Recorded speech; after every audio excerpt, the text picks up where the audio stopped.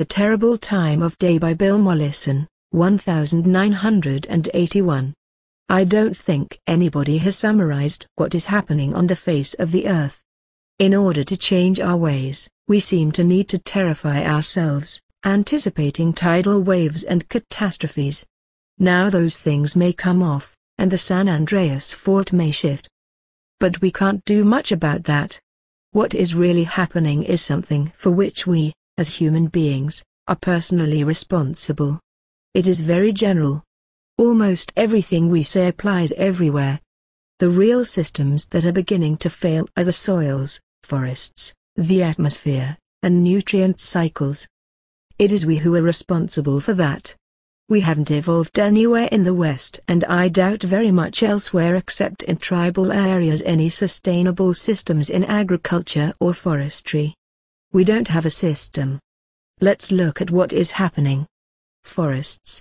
Forests have been found to be far more important in the oxygen cycle than we ever suspected. We used to think oceans were the most important element. They are not. Not only are they not very important, contributing probably less than 8% of the oxygen in atmospheric recycling, but many are beginning to be oxygen consuming. If we release much more mercury into the seas, the ocean will be oxygen consuming. The balance is changing.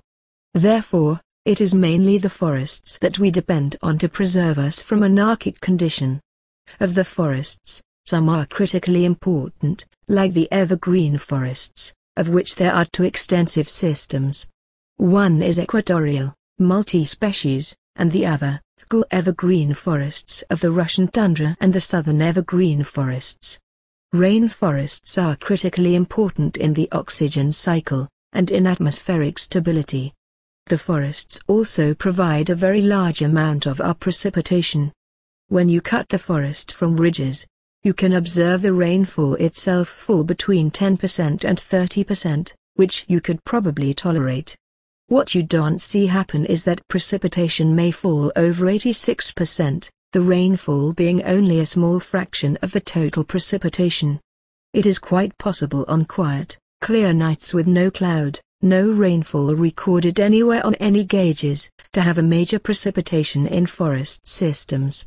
It is particularly true of maritime climates.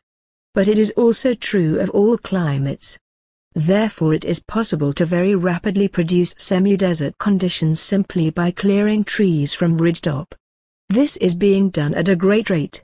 It is the character of forests to moderate everything. Forests moderate excessive cold and heat, excessive runoff, excessive pollution. As forests are removed, immoderate extremes arrive. And of course, it is the forests that create soils. Forests are one of very few soil-creating systems. What is happening to forests? We use a great many forest products in a very temporary way, paper and particularly newspaper. The demand has become excessive. At present, we are cutting 1 million hectares per annum in excess of planting. But in any 1 month, that can rapidly change. Last month, for instance, that doubled because of clearing of the Mississippi bottomland forests for soybeans. Of all the forests that we ever had, as little as 2% remain in Europe. I don't think there is a tree in Europe that doesn't exist because of the tolerance of man or that hasn't been planted by man. There is no such thing as a primeval European forests. As little as 8% remain in South America. And 15%, I think, is a general figure in other areas. So we have already destroyed the majority of forests, and we are working on a rather minor remnant. Cutting rates vary, depending on the management practices. But in general, even in the best managed forests, we have a constant loss of 4%, giving 25 more years to go. But in fact, what we observe throughout Southwest Asia and in South America, and throughout the Third World, and wherever multinationals can obtain ownership of forests in the Western world, is about 100% loss. It is a cut-and-run system. We have long been lulled into a very false sense of security by reassurances that the logging companies are planting 8 trees for a tree cut.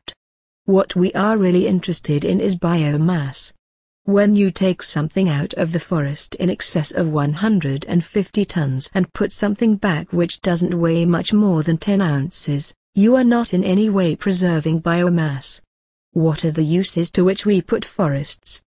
The major uses are as newsprint and packaging material. Even the few remaining primeval forests are being cut for this. Forests that had never seen the footsteps of man, that had never experienced any human interference, are being cut for newsprint. Those are forests in which the trees may be 200 feet to the first branch, gigantic cathedrals. They are being chipped. There are trees in Tasmania much taller than your redwoods. These are being cut and shipped out as chips. So, for the most part, we are degrading the primeval forests to the lowest possible use. That has effects at the other end of the system. Waste products from forests are killing large areas of the sea. The main reason why the Baltic and Mediterranean and the coast off New York have become oxygen-consuming is that we are carpeting the sea bottom with forest products. There are, broadly speaking, about 12,000 billion tons of carbon dioxide being released annually by the death of forests. We are dependent on the forests to lock up the carbon dioxide. In destroying forests, we are destroying the system which should be helping us. We are working on a remnant of the system. It is the last remnant which is being eroded. Climate. The effects of this on world climate are becoming apparent both in the composition of the atmosphere and in the inability of the atmosphere to buffer changes. In any month now, we will break the world weather records in some way. In my hometown, we are very isolated and buffered by ocean and forest. But we had in succession the windiest, the driest, and the wettest month in history, in 200 years of recording. So really what's happening in the world climate is not that it is tending towards the greenhouse effect, it is not that it is tending toward the ice age, it is starting now to fluctuate so wildly that it is totally unpredictable as to which heat barrier you will crack. But when you crack it, you will crack it in an extreme and you will crack it very suddenly. It will be a sudden change. Until then, we will experience immense variability in climate. That is what is happening. We can just go cutting along, and in maybe 12 more years we won't have any forests. There is still another factor. It would be bad enough if it were just our cutting that is killing forests. But since the 1920s, and with increasing frequency, we have been losing species from forests to a whole succession of pathogens. It started with things like chestnut blight. Chestnuts were 80% of the forests that they occupied. So a single species dropping out may represent enormous biomass, enormous biological reserve, and a very important tree. Richard Street Bob Baker pointed out that the trees that are going are those with the greatest leaf area per unit. First chestnuts, with maybe 60 acres of leaf area per tree. Then the elms, running at about 40. Now the beeches are going, and the oaks, the eucalypts in Australia and Tasmania. Even the needle-leaf trees in Japan are failing.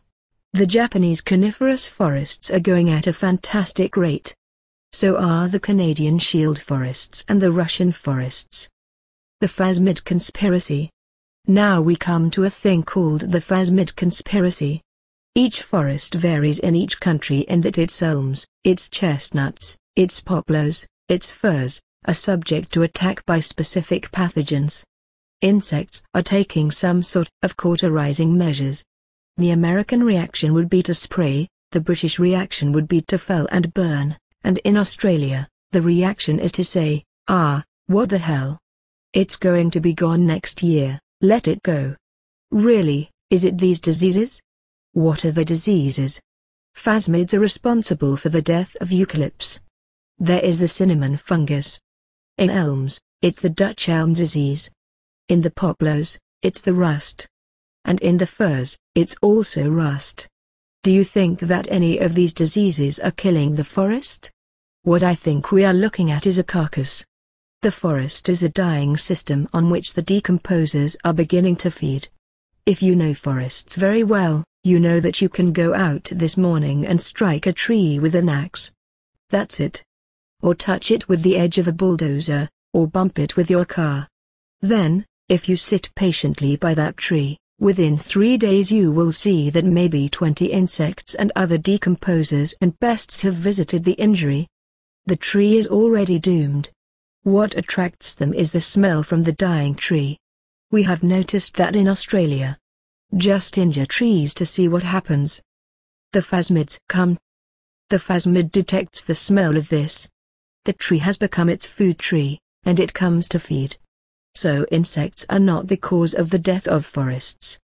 The cause of the death of forests is multiple insult. We point to some bug and say, that bug did it. It is much better if you can blame somebody else. You all know that. So we blame the bug. It is a conspiracy, really, to blame the bugs.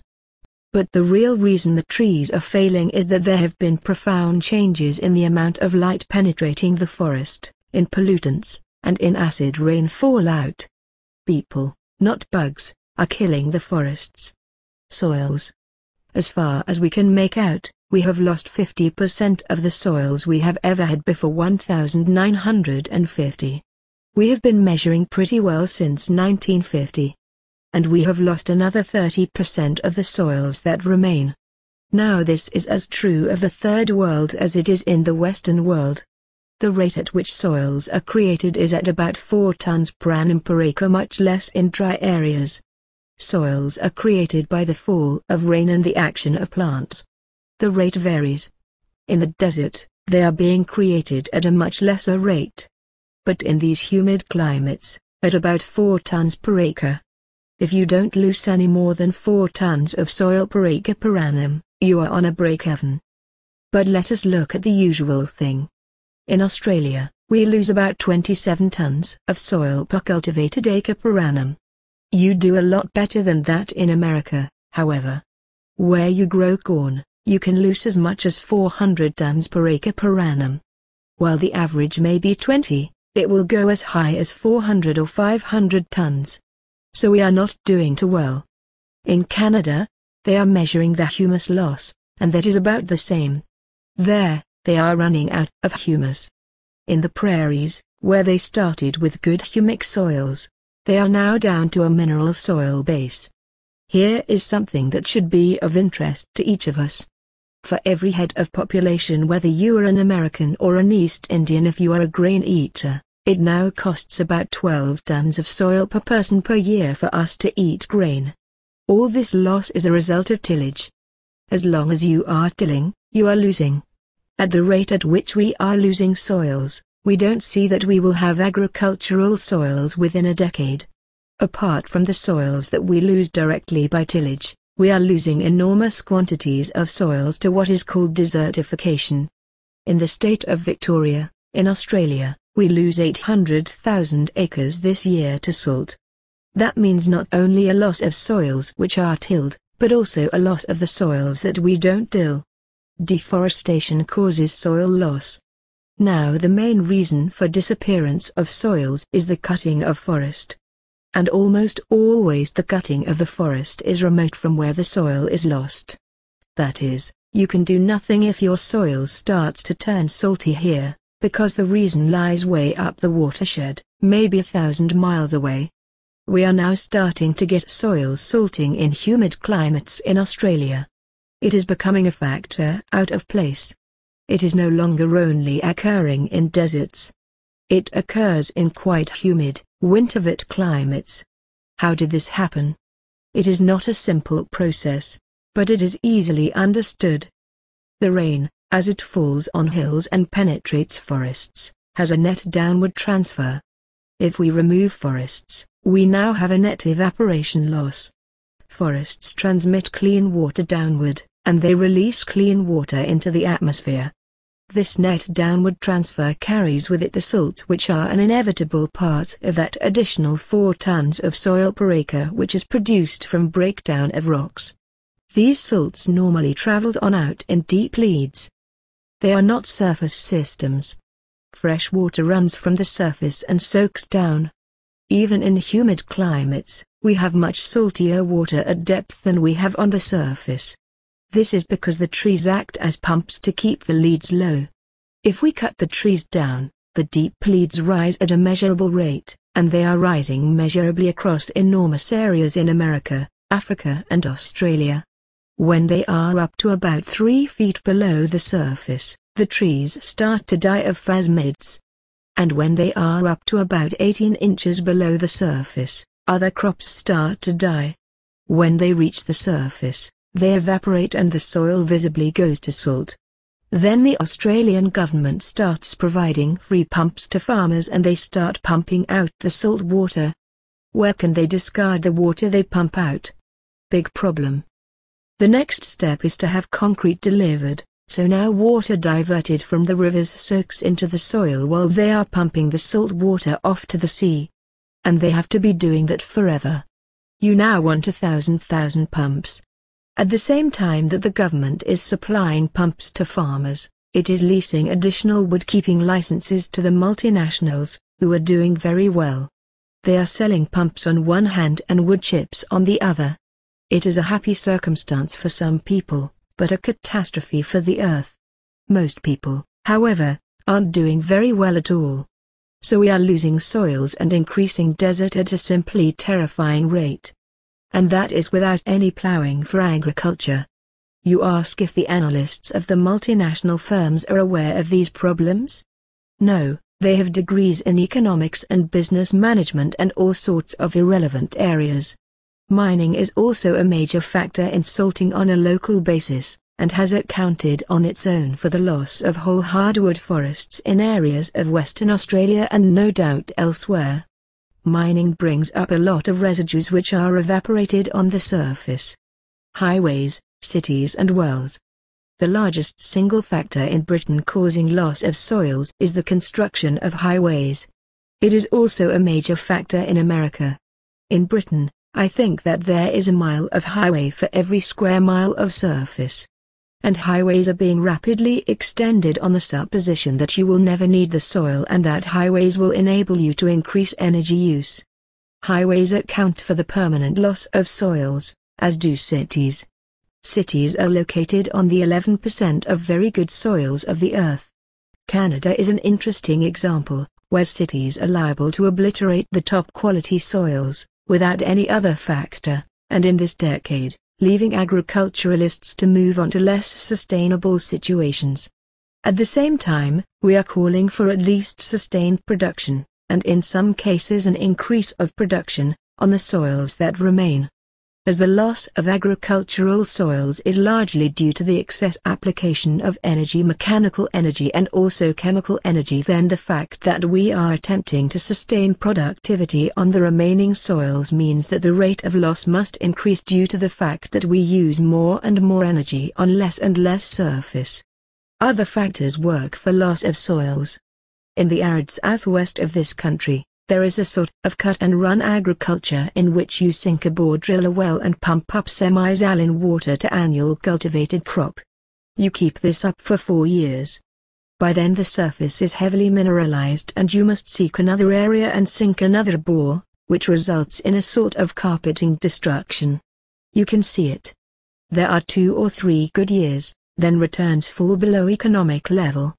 The soils are usually glued together with carbonates and they give up. pH rises by about 2 points per annum. You might start at pH 8 and rapidly go to pH 11. It is then that you pull out. We look now at wind deflection of soils. This has brought about failure of the inland soils in America. There are soils blowing out to Los Angeles and falling as red rain. Soils from Central Australia marginal areas fall on the cities as a sort of finely diluted mud, measurable at 12 tons per acre per day. Wind is a major factor in soil loss. The drier it gets, the more wind becomes the factor that we look to. We don't have to look any further than the soil, or any further than the forest, to see a finite world. I think we can say with confidence that we don't have a sustainable agriculture anywhere in the world, or a sustainable forestry. Water. Let us move now to water. Even a decade ago, somebody said that water would become the world's rarest mineral. The water table everywhere is now falling rapidly. These are very ancient systems we are playing with. Many of them are about 40,000 years in evolution. No longer is there any way you can get cheap surface water. If you could, Los Angeles would buy it and use it. A major factor in this is the way we seal everything over in cities and towns. We don't get any recharge of soil water. We seal over huge areas with highways. We don't return water to the water table at all. As soon as water is in a river or creek, it is gone. It is on its way to the sea, or it is evaporated on the desert salt pan. The flowing river is not really a very useful thing. It is on the way out. There are two very critical areas for water. One is within cities. The other is on the edge of deserts. Both are running into real trouble. Encroaching deserts are killing some millions of people now in Africa. It is visible from the air as migrations of herds and people out of the Sahara. One of the dangers has been the long-term disposal of atomic waste in the deep waters. Some of these are beginning to seep through the Sacramento Valley. You had better start counting the radioactivity coming in the water table in Maine, New Jersey and California, and, I have an idea, in lots of other places as well. Industry has simply used deep bores to put dangerous wastes into the water table, with the result that large areas of this water table have become unpotable. I think Boston has ceased to use its groundwater. And you'll never be able to use it again. There will be no way you will ever clean that foul water. In many towns and cities now, water is running at 700 parts per million dissolved salts, which is at about the limit of the tolerance of the human kidney. At 1,100 parts per million, you would experience fainting, accumulation of water in the tissues, all sorts of problems. Most deaths from that commonly occur in the cities, in Perth and Adelaide in Australia, in Los Angeles. In all these areas, perhaps, we shouldn't be using water for drinking.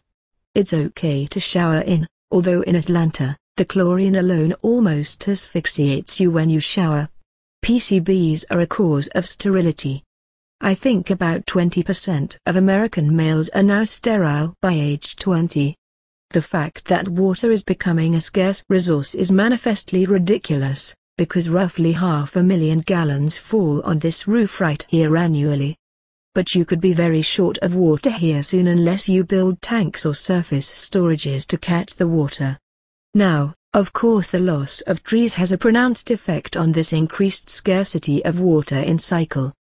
The water is not cycling. We are losing water on the surface of the earth. I think that 97% of water is locked up at all times and only 3% goes into any cycling at all. We are reducing that very rapidly. There are yet other factors. There is industrial pollution. There is a desperate scramble for energy sources, whether they are wood, coal, oil or atomic power. These are all really dangerous things to use in terms of the general life system. We are going toward real trouble. The danger is mainly in the end result, what comes out of the process, what goes up the chimneys. But in the case of wood, it is also the fact that you destroy a tree. Chemicals. What can you say about them? Most every broad-scale release of chemicals has unforeseen and long-term results. These chemicals include DDT, PCBs, dioxin and chlorine. A desperate future. At the very least, we have a desperate future. Our children may never believe that we had surplus food. It is mainly because of utterly ridiculous things. The entire output of atomic power in the United States is exactly equivalent to the requirements of the clothes drying machines. I literally can't stand being on the American highway. To me it is almost like being in a prison of madness. I can stand the background, but I can't stand the highways in Canada or here. Driving like crazy people. Where are they going? And why are so many of them going in that direction? They are all fleeing something. I would like to inquire what is in those trucks that are tearing down the road. Is it something of no use at all? Or something which is present where it is going? And often I have seen trucks, apparently carrying identical cargo, going in opposite directions, carting it here and there. The drivers tell me that they are carrying widgets. Now all of this, including the energy problem, is what we have to tackle at once. It can be done. It is possible. It is possible to make restitution. We might as well be trying to do something about it as not. We will never get anywhere if we don't do anything. The great temptation, and one in which the academic takes total refuge, is to gather more evidence. I mean, do we need any more evidence? Or is it time to cease taking evidence and to start remedial action on the evidence already in? In 1950, it was time to stop taking evidence and start remedial action. But the temptation is always to gather more evidence. Too many people waste their lives gathering evidence. Moreover, as we get more evidence, we see that things are worse than they had appeared to be. Design for remedial action. When we design for permanence, we go generally toward forests, permanent pastures, lakes and ponds, and non-tillage agriculture. That is our business. Until we get more clues as to what will be sustainable, that is what we have to play with. Industrial water can be supplied from roofs. Settlements can use that water. America is simply sort of tanks. Now there are different sorts of tanks. One is the kind you put under the downspout from the roof of your house. Tanks of another sort are the cheap tanks, earth tanks. Absolutely no problem. Always enough water for all our uses, fresh water, which we presently let go into the sea. We have three ways of water storage. We can store it in the soils, we can store it in surface earth tanks, and we can store it in sealed catchments. For an agricultural situation, we will use the soils. For domestic situations, we will use earth tanks. They are very much cheaper. For every 5,000 gallons we can store in concrete tanks, we can store 250,000 in earth tanks at the same cost. We have legal and financial strategies. We can convert locally into far more self-reliant bioregions. The people who are doing that are adding greenhouses to their houses and doing their own gardening. There is an immense conversion going on. That's where we start, dealing with an acre. Now the thing that we have ignored, not only turn our backs on but often fled from, is conversion of high-level investment capital to these low-energy systems. There are a whole set of strategies to do so that we are assembling as an Earth Bank service. Some of these strategies will benefit our social happiness as well. The only way we can do things fast is by making the least number of moves in the fastest possible time, and by very rapid delegation of work to people. There is no hope that we can get this done in the next 5 years if we keep it to ourselves. Therefore, I have come here to break the monopoly of the elite alternative in America. We have got to let experts loose on the ground. We need hundreds and hundreds of them. We don't want at any time to patent anything or to keep any information to ourselves, not even keep our jobs to ourselves. The time for that is gone. What we are involved in is a cooperative, not a competitive, system. There are very few of us operating at this end of the system, therefore we have to act in a very efficient way in order to create the greatest amount of change in the shortest period of time. I think we have an ethic here, to stop admiring the people who have money. There has to be a big ethical change. It is an interesting time to be living in. The big twist we have to make is away from our educational system. All the methodologies and principles we use arose as a result of observation of natural systems, and are stated in a passive way. The mind twist that has to be made to create permaculture is to realize that you can get hold of that and do it. We have to make our knowledge active. We have to move from a passive to an active thought level. Agriculture is a destructive system. What are the strategies by which we don't need agriculture? Agriculture is a destructive system. Well, we need a lot more gardeners. Gardeners are the most productive, most hands-on sort of agriculturists. They always have been. There never has been any debate about it. When you make a farm big, you just accept to suddenly lower productivity and yield, but less people get it. That is why it is economically efficient. When you talk about efficient farming of this order, you are talking about dollars. When you reduce the size of the owned landscape, providing you don't reduce the lots to less than 1/4 of an acre, the agricultural productivity goes up. You get a lot of arguments to the effect that breaking up large farms into 5-acre blocks is uneconomic. 5-acre blocks are. 1 to 1/4 acre blocks are not. They are highly productive. Now gardeners. How many gardeners are there in the United States? 53% of households now garden. They garden only 600 square feet on the average. They make something like $1.50 a square foot. These household gardens are producing 18% of the food in the United States, at a value almost equivalent to total agriculture. Now let's look at Russia. The peasant farmer, on a half-acre to an acre, is producing some 84% of the food. The state farms, which occupy most of the agricultural land, produce the remainder. But the state farms are not doing their job. They have a 6% deficit, which is shipped in from Canada or the United States. The glamorous agriculture, the large-scale, broad-scale agriculture, is not the agriculture that is producing the food. We are now down to about 20 basic foods. The day of soybeans is probably arriving. You can make just about anything out of soybeans. Control of seeds. I don't think that there are very many seed companies left in the world that don't belong to a consortium of not more than 10 companies. It is certainly true in Australia. The seed is now being grown for and distributed by the multinationals. Can you buy a non-hybrid corn in the United States? Here and there. In Australia, we can't. But we do have one seed company. It is called Self-Reliance Seed Company in Stanley, Tasmania. Maybe we have to. Self-Reliant Seeds is now defunct, but it was replaced by Phoenix Seeds, also of Tasmania. Ed. The next move of the large seed-growing consortiums was to have been patenting legislation. At this point, a lot of people started to get a bit suspicious.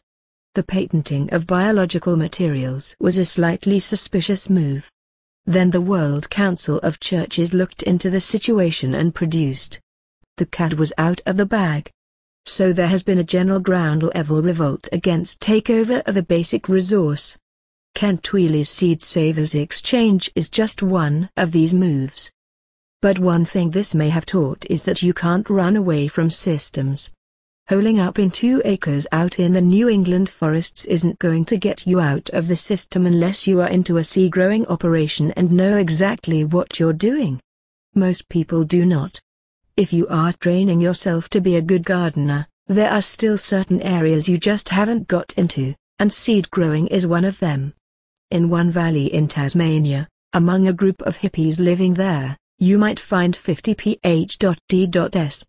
Most of them are sitting home knitting or weaving or running around getting blackberries, just leaving it to the really ruthless people to get on with what they are doing. We must involve all our skills to organize life forces, not just a few. In the permaculture garden, we must deal with the question of ways in which elements are to be placed. Some of these elements are manurial or energy exchange systems for other elements, others are defensive elements that protect other plants in a whole set of ways, and some act as trellis systems for others or provide shade. So there are physical relationships involved and there are whole sets of rules that govern why certain elements are put together. And we understand some of these rules. A lot of them are quite obvious. Diversity. Diversity isn't involved so much with the number of elements in a system as it is with the number of functional connections between these elements. Diversity is not the number of things, but the number of ways in which things work. This really is the direction in which permaculture thinking is headed. I was sitting up one evening, studying how many connections are made by putting just 2 elements together, a greenhouse and a chicken coop. I think I came up with 129 sorts of beneficial connections.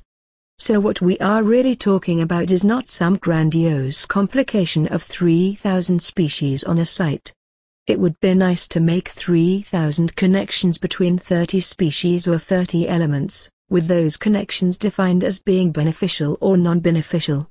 You can see hundreds of examples, particularly in social groups, where diverse interests are not necessarily beneficial. Diversity of itself doesn't give you any stability or advantage. So what we are setting up is a sort of guild of things that work harmoniously together. There are rules to follow on placement within the area. There are rules that have to do with orientation, with zonation, and with the interactions. There are whole sets of principles which govern why we put things together and why things work. The agriculture departments have defined agricultural land. What they mean is land which can be tilled. But I don't see any landscape as being non-agricultural. There is a whole hierarchy of productivity in landscape, and it all can be used for production. So there are really two strategies for our consideration in agriculture. One is to find out what is the minimum level to which we can reduce agricultural practice, and to go about that. Another is to find the level at which we can increase the use of land termed non-agricultural for agricultural products. There are all sorts of new games to be played. I am literally amazed how little these forests in America are used for sustained productive purposes, as forests. Principles. Let us look at the sets of principles that govern these systems. These principles, rules and directives are based on the study of natural systems. Axioms are established principles or self-evident truths. A principle is a basic truth, a rule of conduct, a way to proceed. A law is a statement of fact backed up by a set of hypotheses which have proved to be correct or tenable.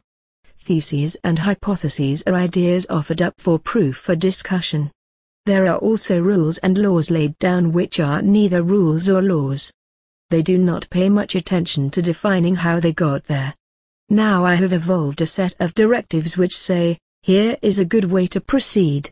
It doesn't have anything to do with laws or rules, just principles. Energy, source, and sink. We deal with the Earth, which has a fairly constant energy input from other parts of the universe. We are dealing with energy which has a renewable source, the Sun. Not truth Sun is using itself up. However, it will expand and consume the Earth before it ceases to be a source of the shorter wavelengths. DH between the source and the sink is where we intervene. The more useful storages to which we can direct energy between the source and the sink, the better we are as designers. So what we are up to is making an efficient set of storages that are useful to man-sink. Some of these storages may be useful in the creation of other storages. The amount of complexity we can build into that flow, the amount that we can direct to usable storages in order to hold back energy until we start to use it, that's where the skill of the designer lies. Furthermore, a lot of energies unusable in a mechanical sense are usable in the biological sense.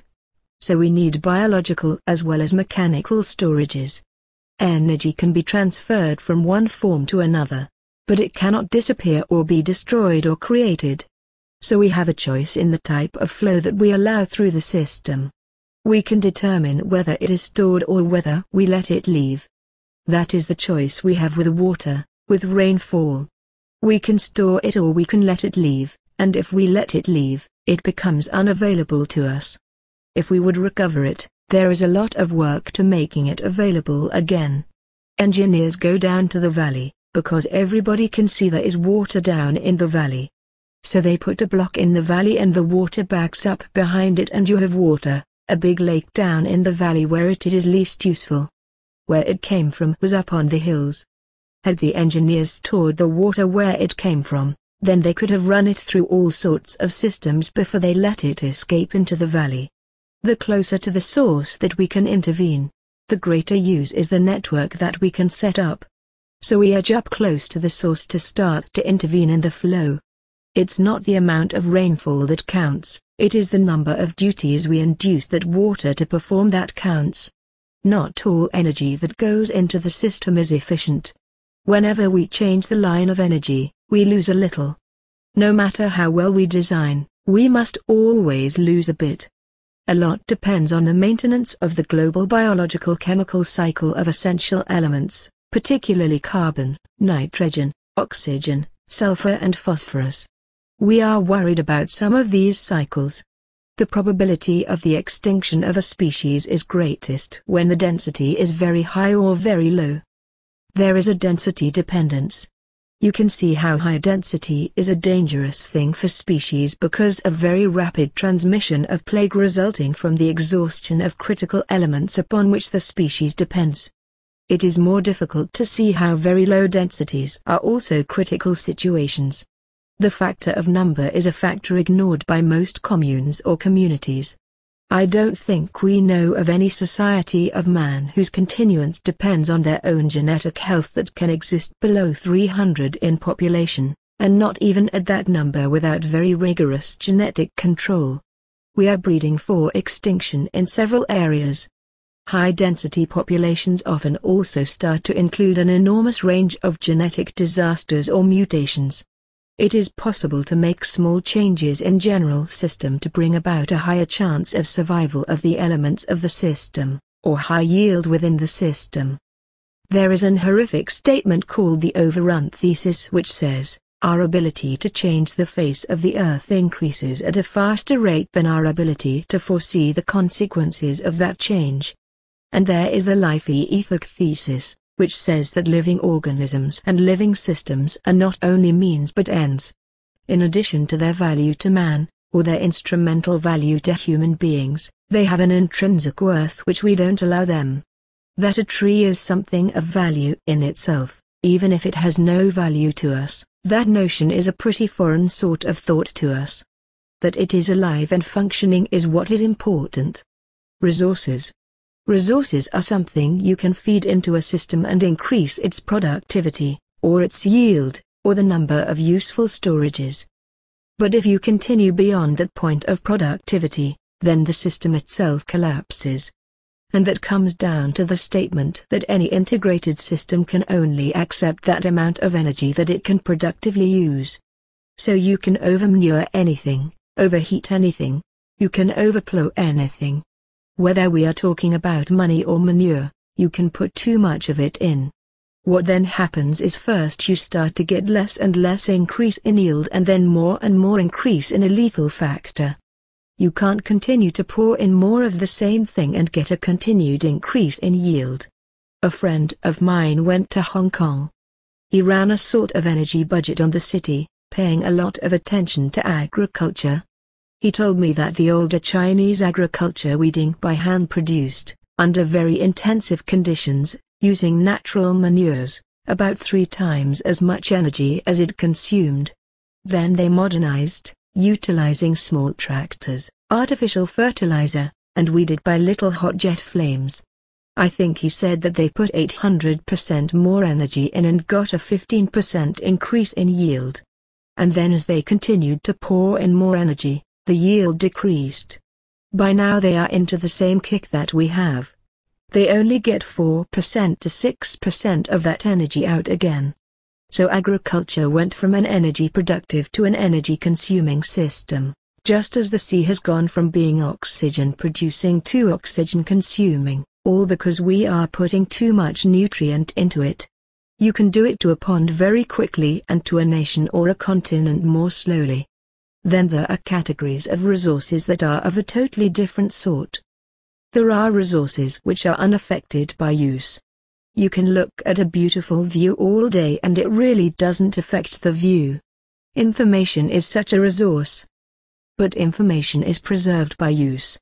There is another category of things that is interesting in that they increase if you use them. The more you use them, the more that they increase. Some forms of browse fall into that category. Some categories of animals and plants increase each other by interaction, and some other categories of resource also do that. And some resources, particularly quick turnover resources, simply decrease if you don't use them. And well, grass is a good example. If not used, the amount of annual grass in the system decreases. To some extent, so does firewood in a fire-prone situation. It accumulates as a fuel for wildfire when all of it is consumed at once. But most resources lie in the category of resources that need to be managed to maintain them. They are those which decrease if used. We will call them finite resources. There is still another category made up of resources that, if you use them, decrease everything else.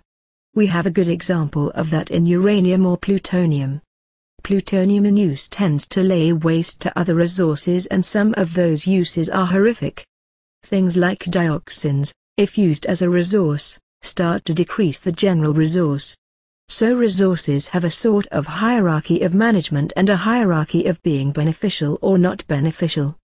Most of the things that make us happy either are very manageable or there are plenty of them. There are few things which we think we need, but which make us miserable. I think we can pollute with time, and I expect that we can, also, with diversity. Just by putting a lot of things together, we might reach the stage where we pollute the system simply with diversity. Petrol gasoline is a resource which has created disorder in Western society. I can't think when someone last productively used a gallon of gasoline. Nearly all of it is used non-productively. I used a pint or two once to destroy a nest of bull ants to which I am allergic. As far as I was concerned, that was productive. I also do not know of a case in tractor economy where a machine produces more energy than it uses. You have to take the oil out of the ground, you have to refine it, you have to ship it. You argue that petrol fueled the jet upon which I traveled when I came over here. Right. But I came over here just so that you wouldn't have to go over there. It is true that petrol has some present uses, what I call restitutional uses. But generally speaking, the use of gasoline has resulted in terrible disorder. It reaches right into the social structure. Chaos is really the opposite of harmony. It is conflicting competition and individualism. When everything is in chaos, if there are 2 or 3 of you going in one direction, you have to win, hands down, for everything else is really falling to pieces. So maybe we will win, maybe we are seizing an historic opportunity. When we design, I keep coming back to what we do. We have a twofold job, to recommend only the energies that are productive, energies that are not harmful, and to attempt to build harmony into functional organization, to pick up the pieces and make harmonious order. We should not confuse order and tidiness. Tidiness is something that happens when you have frontal brain damage. You get very tidy. Tidiness is symptomatic of brain damage. Creativity, on the other hand, is symptomatic of a fairly whole brain, and is usually a disordered affair. The tolerance for disorder is one of the very few healthy signs in life. If you can tolerate disorder, you are probably healthy. Creativity is seldom tidy. Tidiness is like the painting of that straight up and down American with his fork and his stray trousers. The British garden is a sign of extraordinary tidiness and functional disorder. You can measure it easily, but it doesn't yield much. What we want is creative disorder. I repeat, it is not the number of elements in a system that is important, but the degree of functional organization of those elements' beneficial functions. Yield is the sum of useful energy stores. It is the sum of energy conserved and generated in systems. It is never just product yield, not the number of pounds of tomatoes, or pounds of fish, or of acorns, which is the normal way people have of measuring yield, but it is the sum of the energy in useful storages. Yield is a function of design, and it is theoretically unlimited. That is, I haven't seen a system where we can't, by better design, increase the yield. As the design itself is a function of our understanding of the system, so does the yield also depend upon the degree to which we understand things. It is the intellect that decides all these things, rather than any extrinsic factors. I am not quite sure what the intellect is. I have put it as our ability to understand, which may not be intellectual but empathetical. Between the source and the sink, diversity increases, energy stores may increase and organizational complexity may increase. Our job is to convert those pauses in the flux of some of those categories into beneficial resources. It is the number of niches in a system that will allow a number of species and varieties to co-survive. It is the woodpecker's hole within the forest. Now, again, the number of niches in a system depends on the design of the system. So now we have come to the active case. In situations which should be saturated with species, and with yield, we can make a vast difference by seeing where we can create more space, often by very small movements. After first seeing where the unfilled niches, the empty spaces, exist, and filling them. Temperate ecosystems, in particular, often are incomplete. The numbers of pairs of pigeons breeding on a cliff depends on the number of ledges. It is easy to increase the ledges. Often, what is holding down a yield isn't the basic factor of food. In fact, food ceilings are very rare things to bump. It is some other factor totally unrelated to food. There are tons of food acorns around this environment, Wilton, New Hampshire, with nothing eating them. What we must do is to see how things work, how different things work. Tribal law prescribes that one should only carry out necessitous acts, that non-necessitous behavior tends to be very destructive. The rest follows. Therefore, one apologizes for whatever one has to do and does it. But you don't see people doing unnecessary acts. Sometime around 1952, I had a house in the bush, and I thought, as a curious thing to do, I wouldn't cut down a tree unless I had to. I never had to. But we could also live in the bush and cut trees down. Unfortunately, if you have money, it is hard not to. You are always doing something because you have to get rid of that money. Like petrol. As I see it, tribal myth was a way to teach care of the environment. I believe that we are involved in a more complicated game than we had previously thought. If you put fish and a set of algae in a pond, and one of those algae is particularly delicious, the fish chomp on the delicious algae until there are none of those left. Thus they disfavor them.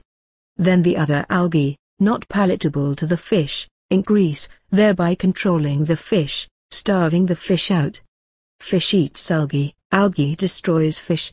We let cattle go on landscapes, and the landscapes respond. The cattle disfavor plants that they like and thereby produce a system of plants that they don't like.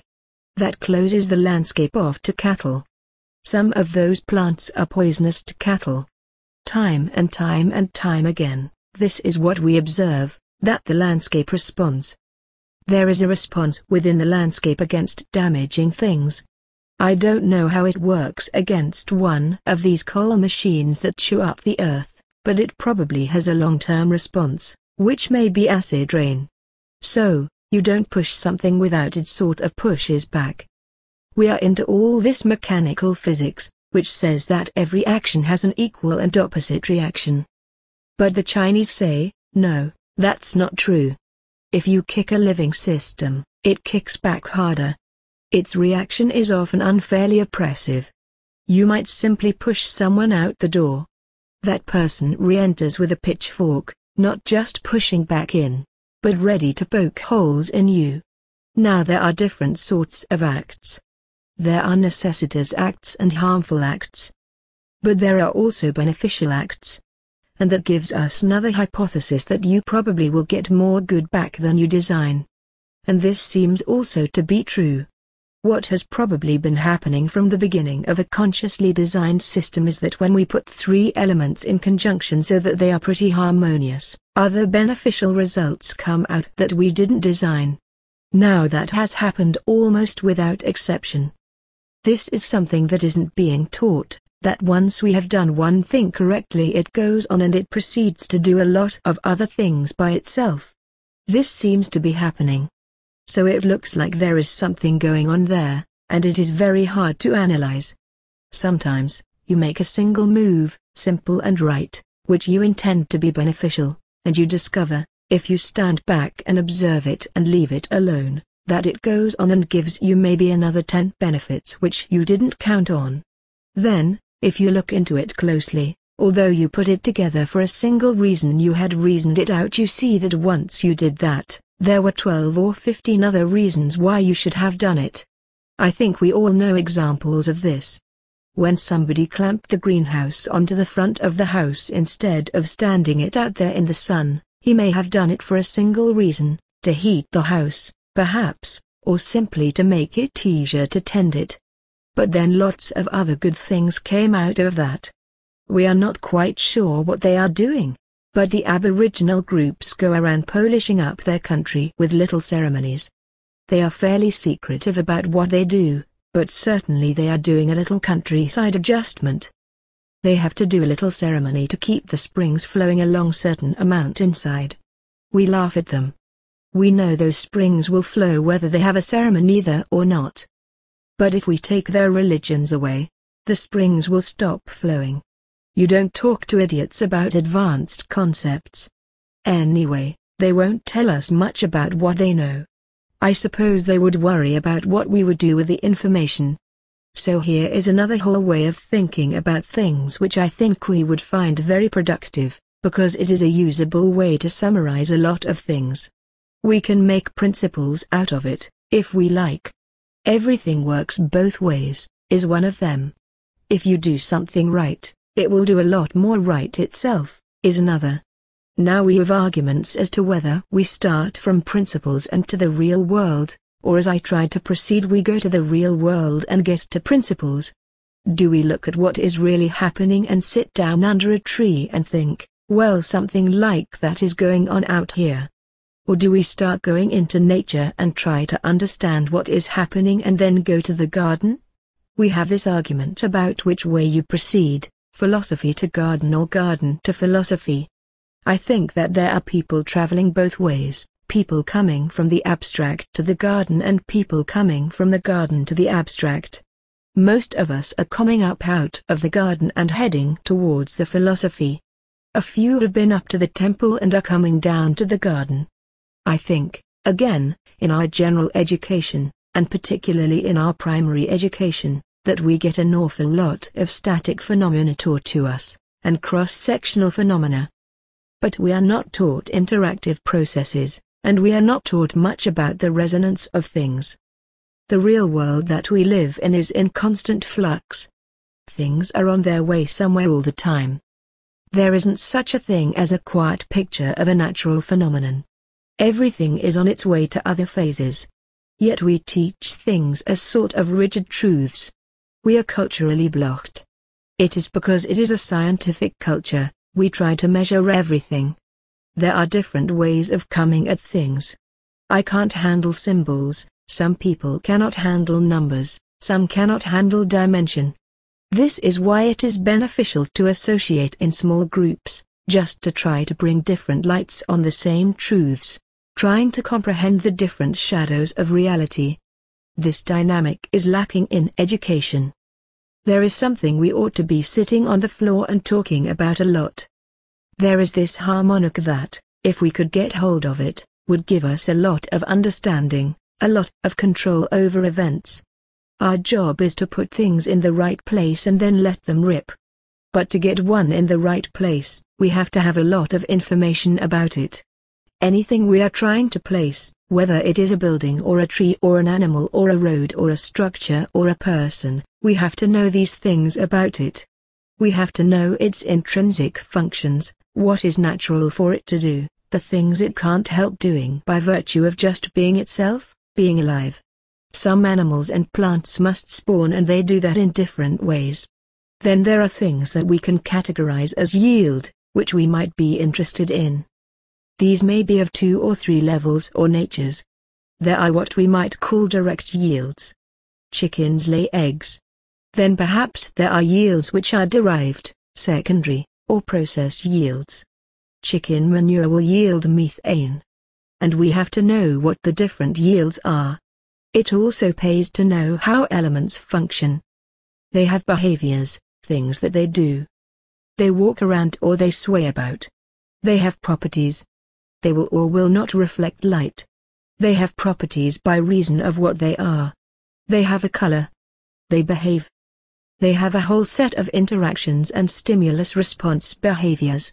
Behaviors are short-term and long-term, too. Too often we comment on the short-term behavior of things, which isn't how they behave in the long term. Our science, and particularly psychology, suffers a great deal by not looking at the long-term behavior.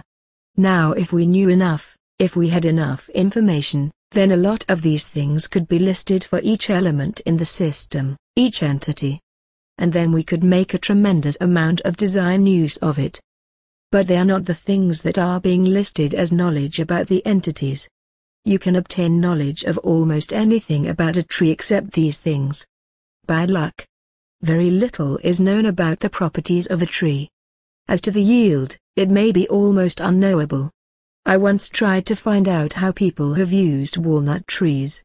I found out that there is a people who base their whole culture on the walnut, other people may base their culture on bamboo. Or you can just take the walnuts by themselves. It is up to you. If you have a fair idea of what is known about something, then you are able to place it so that it can function, so that its intrinsic function is possible to it. Then it will give its yields and its secondary yields can be taken advantage of, and it will behave in a friendly way because we put it near to things that are beneficial to it. There is an enormous difference between the way we make a design in permaculture and the way an agriculturist would make it.